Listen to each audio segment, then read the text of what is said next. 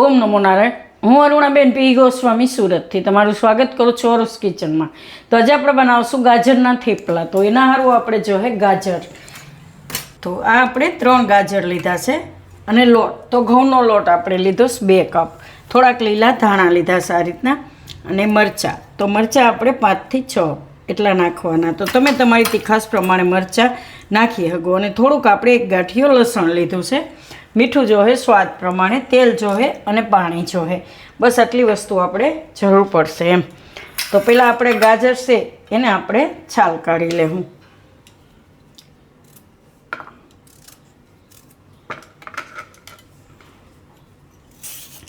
તો કોઈ પણ ગાજર તમને મળે એ ગાજર તમે લઈ શકો એમ.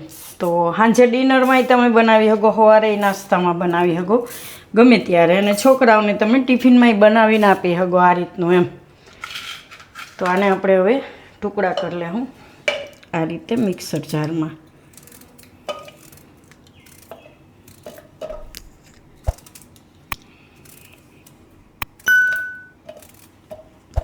તો 3 ગાજર આપણે આ રીતે ટુકડા કરી લેવું.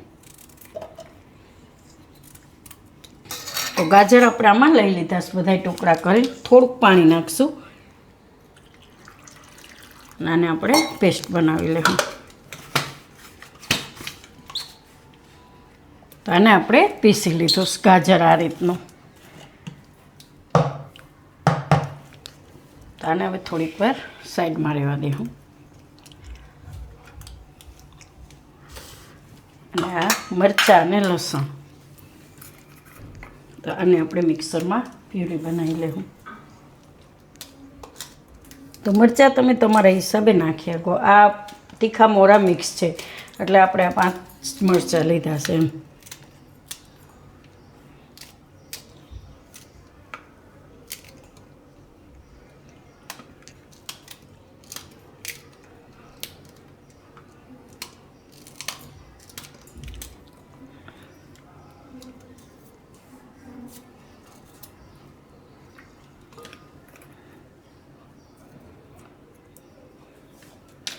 તો આપણે લસણમાં નાખી દઈશું. ઘણીવાર ઉતાવળમાં ફોલવામાં શું છે કે અમુક રહી જાય છાલ આ રીતની.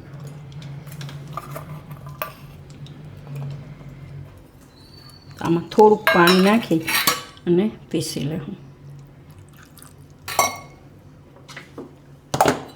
તો આને આપણે પીસી લીધું સારી રીતે, મરચાં અને લસણ બે. તો શું છે કે ટેસ્ટ આનો આવી જાય, પણ છોકરાઓને ખાવામાં મોઢામાં નહીં આવે. મોઢામાં આવે તો છોકરાઓ કાઢી નાખે. લસણ છે કે ગમે એ હોય, આદું હોય કે તમારે આદું નાખવું હોય તો એ થોડુંક નાખી શકો, પણ અત્યારે આપણે નથી નાખ્યું. આ રીતનું આપણે પેસ્ટ બનાવી લેવાની. તો હવે આપણે આનો લોટ બાંધી લેવું. તો આમાં આપણે નાખી દેવું આ ગાજર.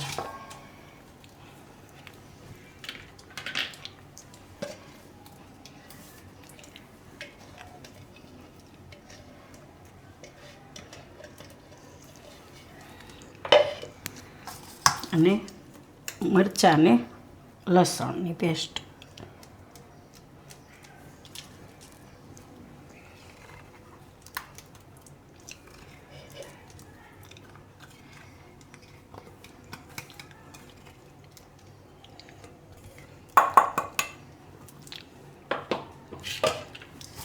લીલા ધાણા નાખી દે હું.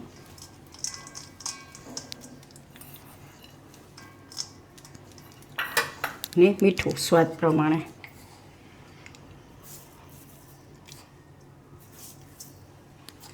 થોડુંક આપણે એમાં તેલ નાખીશું.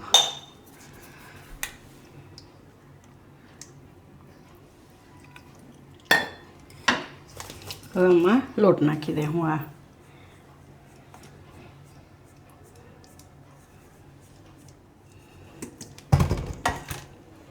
હવે બધું મિક્સ કરી લે હું.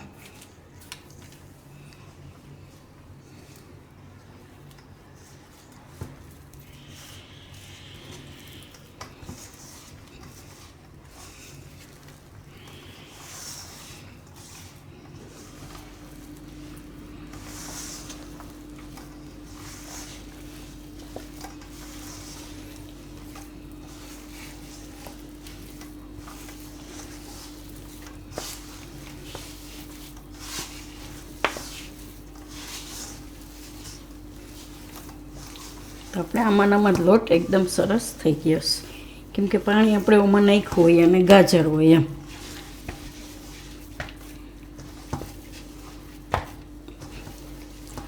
અને થોડોક આપણે ઢીલો લાગે છે, થોડોક કોરો લોટ હજી એમાં નાખી ત્યાં હું એમ.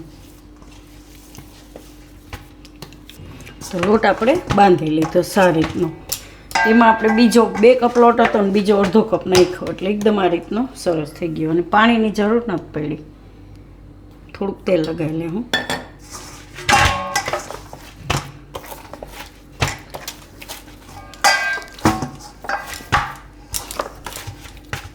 અને થોડીક વાર રહેવા દે હું આપણે 5 મિનિટ જેવું, પછી બનાવશું આમાંથી.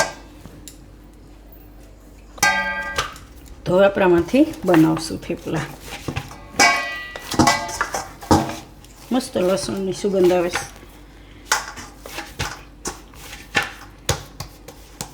પહેલાં ગેસ ચાલુ કરી દે હું.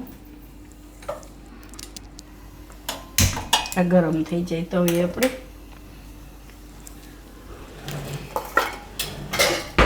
થોડુંક તેલ કાઢી લેવું.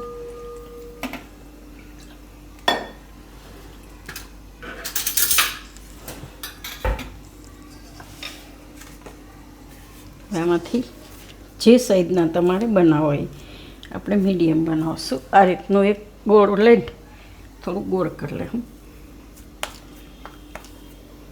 મસ્ત કલર યેલો આવી ગયા. થોડુંક લોટવાળું લઈને વણી લે હું એને. ગેસ ધીમો કરી નાખશું કેમ કે ગરમ થઈ જાય તરત એટલે. અને વણી લે હું આપણે. કે થેપલા તમે જેવા જાડા પાતળા કરતા હોય એ પ્રમાણે વણી લેવાના એમ. મસ્ત પીળો કલર આવી ગયો. ટિફિનમાં છોકરાઓને આવું બનાવી દે તો ભાવે એમ.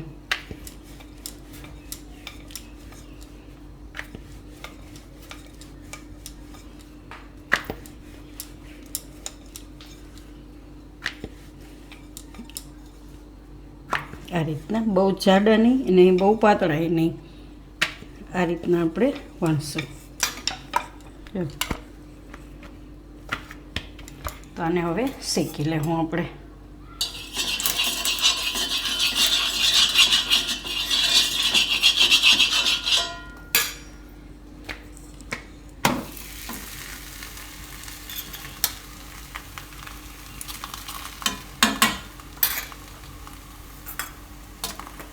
તો તેલ તમે તમારા હિસાબે વધારે ઓછું નાખી શકો એમ. ઘણા એવું છે કે પહેલાં થેપલું શેકી લેતા હોય અને પછી તેલ નાખતા હોય, એ રીતે શેકતા હોય. અને આપણે શેકી લેવું મીડિયમ ગેસ રાખીને. કે હું બીજું વણી લઈ.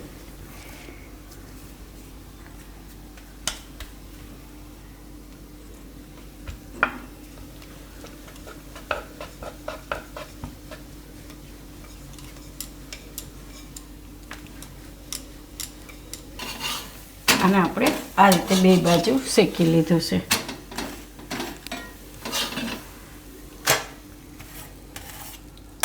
હવે આ બીજું આપણે શેકી લેવું આને.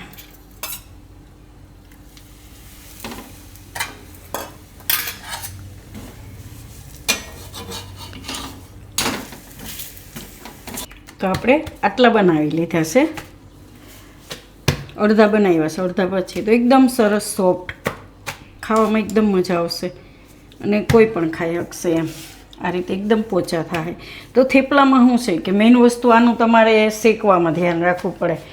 થેપલું આપણે બનાવતા હોય તો ગેસને ધીમો ફૂલ એ રીતે કરવો પડે. એકદમ ફૂલ ગેસમાં તમે ન બનાવી શકો, નહીં તો બળી જાય અને કાળા પડી જાય. ને આ રીતની ડિઝાઇન નહીં પડે. આ બ્રાઉન આપણે જે રીતની આ રીતની એકદમ સોફ્ટ આ રીતના તો કોઈ પણ ખાઈ શકશે.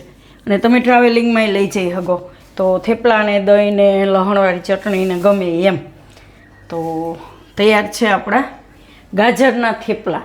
તો જો તમને મારી આ રેસીપી પસંદ આવી હોય તેને લાઇક કરજો, શેર કરજો અને મારી ચેનલને સબસ્ક્રાઈબ કરજો અને બેલ આઇકન દબાવવાનું ના ભૂલતા.